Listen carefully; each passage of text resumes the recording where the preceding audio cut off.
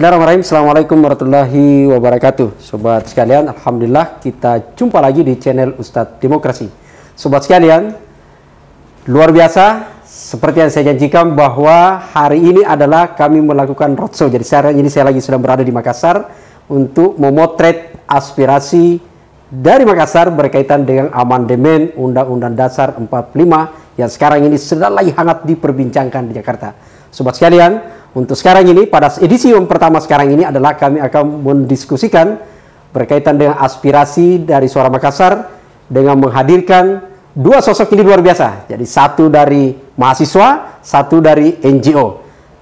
Beliau ini adalah, saya sapa pertama adalah Pak Isra dari Presiden Mahasiswa Universitas Islam Negeri Makassar, gitu ya. Ini di Samata. Assalamualaikum Pak Isra. Waalaikumsalam. Ini luar biasa. Jadi ini Pak Isra ini adalah presiden, jadi bukan presiden Republik Indonesia ya, belum.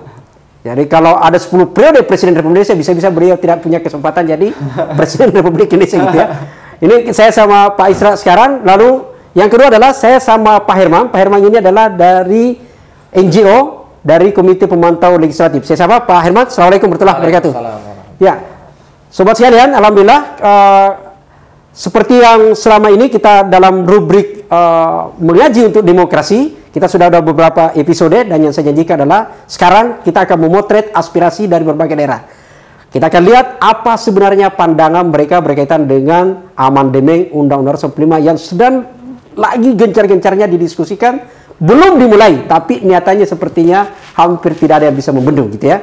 Ada banyak hal di situ. Saya akan, sebelum ke dua narasumber ini, saya akan mereview beberapa perkembangan terakhir gitu ya, bahwa wacana amandemen ini seperti kita tahu semua, ini adalah hasil rekomendasi dari periode sebelumnya, MPR sebelumnya gitu ya, periode 2014-2019 gitu ya. Ini adalah amandemen rekomendasi, bahkan jauh sebelumnya juga sudah diwacanakan.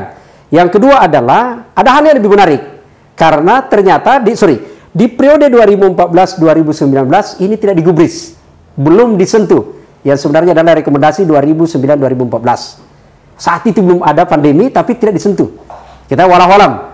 Nanti sebentar kita tanya narasumber. Tapi justru sekarang ini, di tengah pandemi, ada kegenitan para anggota MPR kita, itu kemudian seolah-olah menyatakan mendesak di tengah pandemi sekalipun, ini harus segera dilakukan amandemen Undang-Undang 45 berkaitan dengan setidaknya alasannya adalah mengembalikan GBHN gitu ya. Saya akan sapa ke Pak Isra gitu ya. Dengan narasumber kita ke Pak Herman, kita akan lihat apa pandangan beliau, dua narasumber kita ini, dua kolega kita untuk berkaitan dengan amandemen ini. Saya ke anak muda dulu ya, ke Pak Isra dulu, ke Pak Presiden dulu, ya, Pak Presiden gitu. Jadi Pak Isra, ini kan sekarang ini secara resmi belum ya, jadi sudah diwawancarakan gitu, tapi kita lihat sepertinya pergerakannya cepat sekali nih. Apalagi istana sudah mengundang seluruh pimpinan partai politik, pengusung beliau, pendukung beliau gitu ya, koalisi pemerintah gitu. Gimana pandangannya terhadap rencana amandemen ini? Gimana ya? Jadi gini, sebelum kita berangkat ke proses perancangan MPR, kita harus mengetahui terlebih dahulu apa sih MPR. Jadi MPR itu adalah sebuah lembaga legislatif atau lembaga pengawas presiden yang kemudian hadir untuk kemudian bisa mengawasi bagaimana kinerja presiden. Nah, itu terjadi pada Orde Lama dan Orde Baru.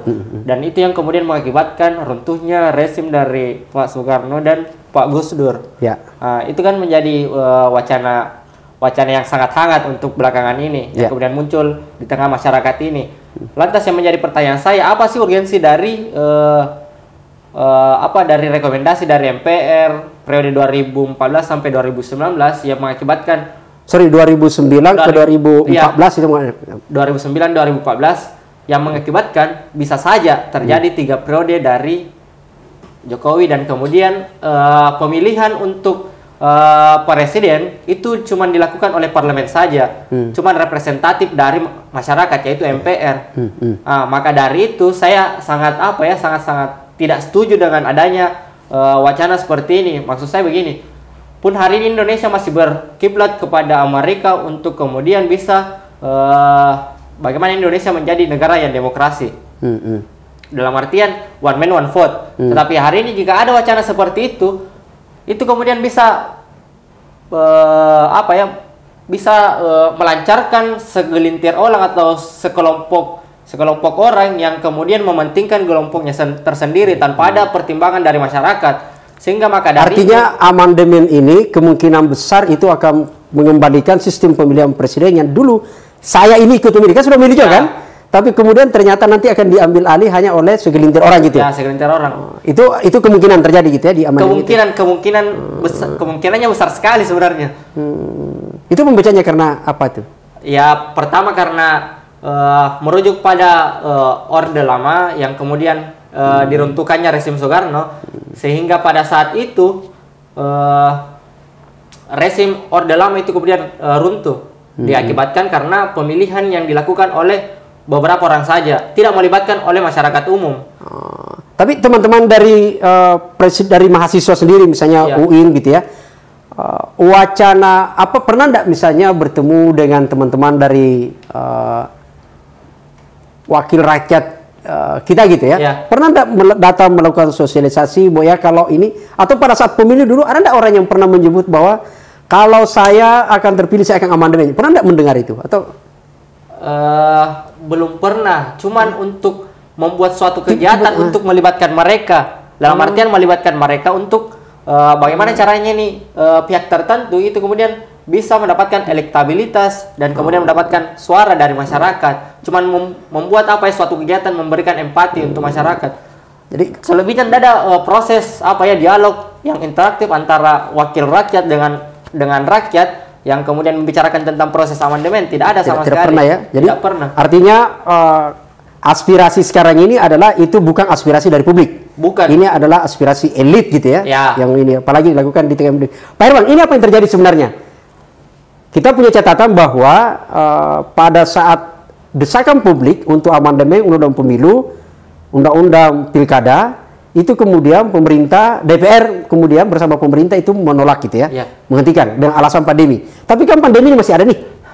Tiba-tiba kemudian membuat wacana justru akan melakukan amandemen terhadap undang-undang dasar malah loh. Ini bukan undang-undang, ini undang dasar. Apa sebenarnya yang terjadi? Kegenitan apa sih yang terjadi pemerintahan sekarang ini? Ya, mungkin kalau itu apalagi amandemen ini kan tadi sudah dijelaskan, ini adalah rekomendasi dari anggota MPR periode sebelumnya. Nah, mungkin kalau kita berniat berpikiran positif, mungkin ini dari rekomendasi itu yang kemudian ingin dipercepat di akhir-akhir masa periode yang sekarang ini. Nah, tapi ini kan ada banyak kasus-kasus yang sebelumnya seperti yang diungkapkan tadi, pembahasan undang-undang ditunda, pilkada bahkan ribut-ribut kita akan tunda karena pandemik ini. Nah, ini kita tidak tahu seperti apa perkembangan di dalam partai politik dan juga kader-kadernya sedang berada di parlemen sana, tapi paling tidak ada hal yang mungkin lebih besar ya, yang akan didesain oleh partai politik, oleh DPR, oleh MPR di Senayan sana untuk sebuah Indonesia yang lebih maju menurut mereka. Tapi dari apa yang disuguhkan kepada publik bahwa amandemen ini lebih banyak pada bagaimana mengembalikan, mewacanakan kembali garis-garis besar haluan negara. Artinya negeri ini harus punya roadmap ke depan. Nah, pikirannya sih bagus. Cuma kalau hanya itu, maka apa bedanya sekarang? Kita sekarang sudah ada rencana pembangunan jangka panjang RPJP, ada rencana pembangunan jangka menengah 5 tahunan sesuai dengan masa apa lagi? Masa periode seorang presiden ya 5 tahun, kemudian bisa untuk tahun berikutnya. Nah, maksudnya gini, ini kan kita sudah punya RPJP, punya RPJMD, tapi kemudian menjadi ada keinginan untuk mengembalikan GBHN gitu ya. Apa sebenarnya yang pembeda antara GBHN dengan ini? Dan tadi dijelaskan bahwa akan mengembalikan malah gitu ya. mengembalikan untuk memilih presiden. Apa sih sebenarnya di situ? Kalau substansinya, saya kira tidak ada bedanya dengan garis-garis. Semuanya adalah roadmap untuk melihat ke depan seperti apa jalan pembangunan ini. Sama dengan RPJMN, RPJP, rencana pembangunan jangka menengah dengan jangka panjang juga seperti itu, garis-garis besar haluan negara. Nah, cuma ini ada pikiran untuk mengembalikan wacana ini sama dengan orde sebelumnya, orde lama, orde baru seperti yang diungkapkan tadi. Artinya apa?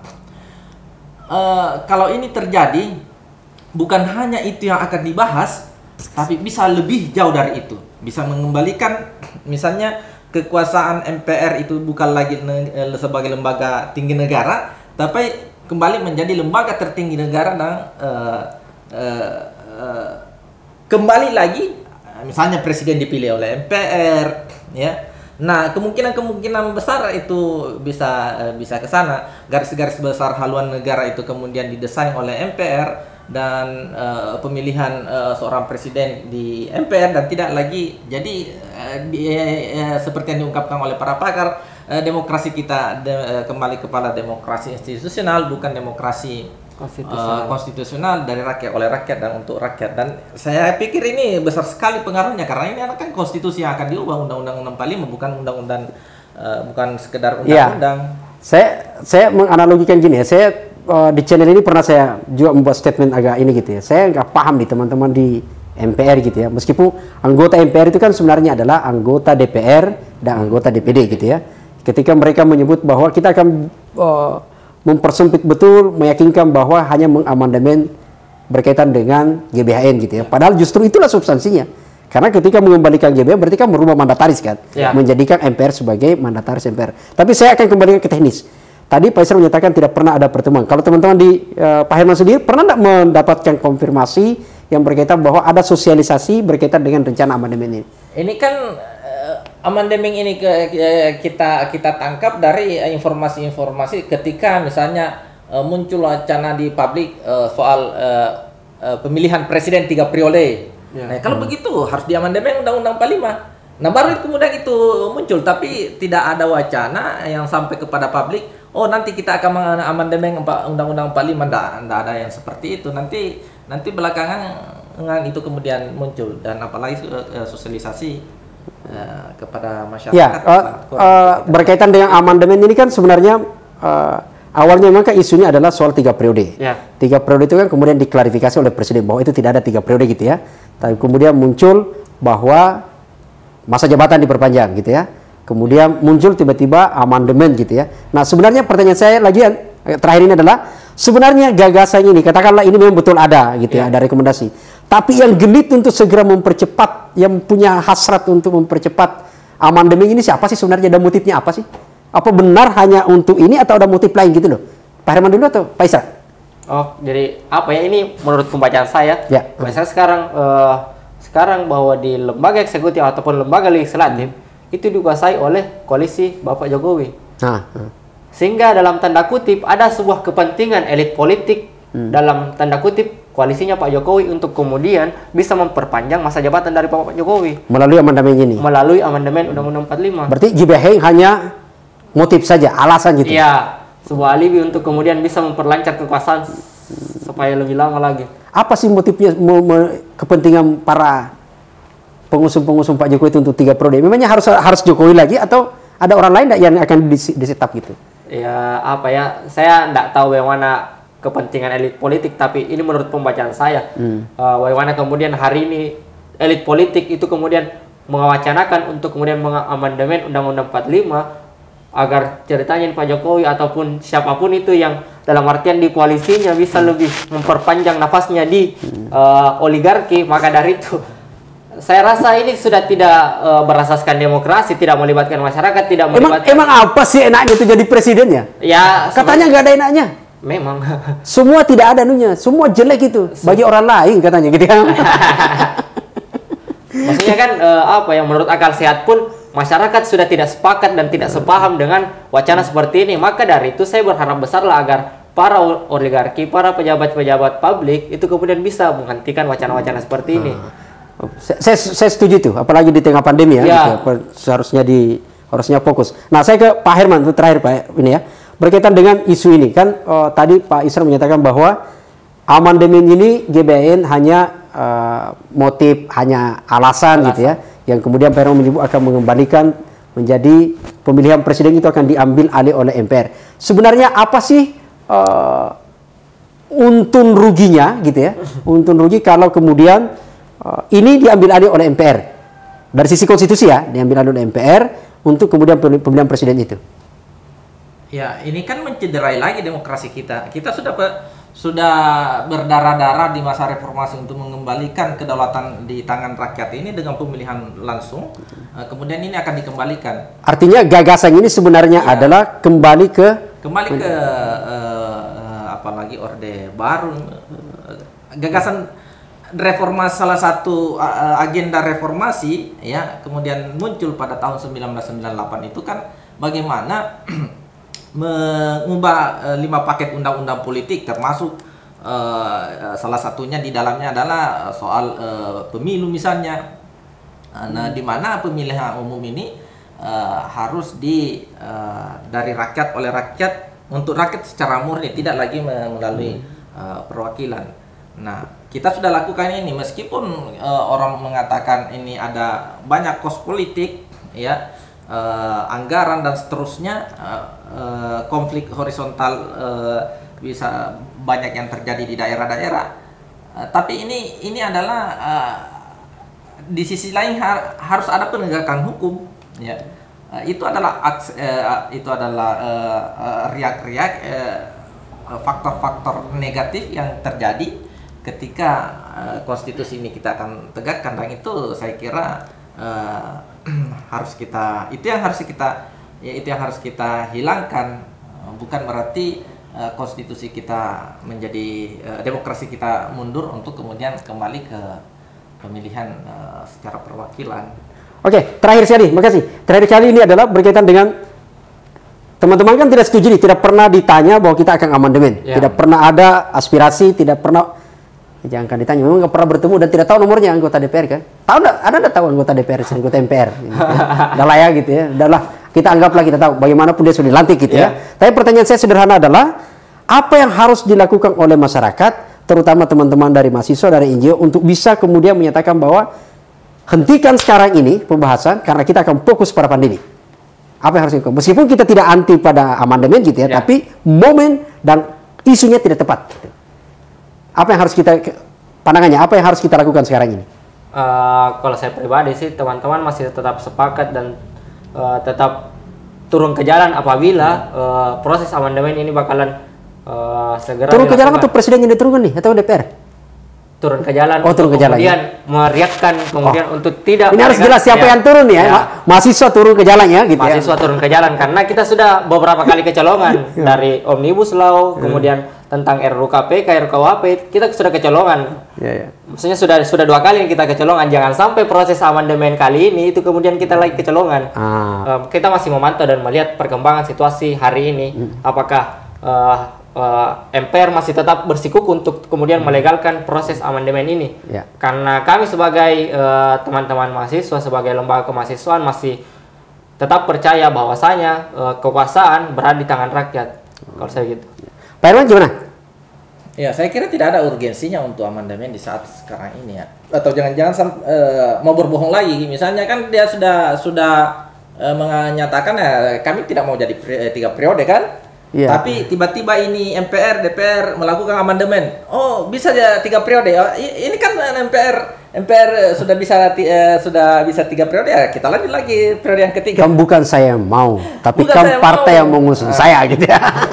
Termasuk di DPR, MPR. Ini kan kehendak rakyat gitu loh. Baik, makasih Pak Isra, Pak Herman, makasih semua gitu ya. Sobat sekalian, alhamdulillah inilah tadi perbincangan kami bersama teman-teman dari mahasiswa UIN, Presiden Mahasiswa Presma UIN Pak Isra dengan Pak Herman dari Komite Pemantau Legislatif. Sobat sekalian, inilah satu sesi suara dari Makassar. Kita akan mencoba menggali lagi suara-suara lain berkaitan dengan soal amandemen ini. Kesimpulan catatan kita terakhir dari diskusi ini adalah satu, ada keinginan yang kuat bahwa satu paling tidak fakta, kalau menyatakan ini aspirasi publik, itu tanda tanya besar. Karena ternyata aspirasi di bawah masyarakat menyatakan tidak pernah mengetahui kalau ada keinginan untuk amandemen. Dan yang menjadi penting adalah ini masih ada pandemi dan momennya tidak tepat. Dan yang jauh lebih penting adalah, ingat, justru karena isu GBN itu, inilah sebenarnya tidak tunggal. Karena mengembalikan GBN berarti mengembalikan mandataris MPR. Dan itu artinya MPR menjadi lembaga tertinggi negara, dan pada saat itu kita kembali menjadi mengebiri konsepsi pemerintahan yang namanya ketatanegaraan kita presidensial akan kembali kepada parlementer. Yang disilakan Pak Herman adalah ini pengkhianatan terhadap reformasi. Sobat sekalian, sampai jumpa pada edisi berikut. Assalamualaikum warahmatullahi wabarakatuh.